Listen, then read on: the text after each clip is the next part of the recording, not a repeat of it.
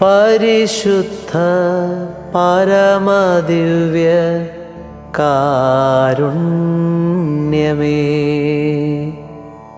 എന്നേരവും ആരാധനയും സ്തുതിയും പുകഴ്ചയും ഉണ്ടായിരിക്കട്ടെ.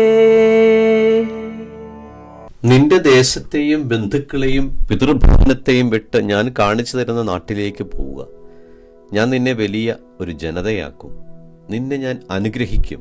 നിന്റെ പേര് ഞാൻ മഹത്തമമാക്കും. അങ്ങനെ നീ ഒരു അനുഗ്രഹമായിരിക്കും. ഉൽപ്പത്തി പുസ്തകം 12-ാം അധ്യായം 1-2 വാക്യങ്ങൾ. എന്നെ അനുഗ്രഹിക്കുവാൻ, എന്നെ സ്നേഹിക്കുവാൻ അൾത്താരയിൽ ഇറങ്ങി വന്നവൻ, അവൻ്റെ കാലടികൾ, അവൻ്റെ വചനം നമ്മൾ പിന്തുടർന്നാൽ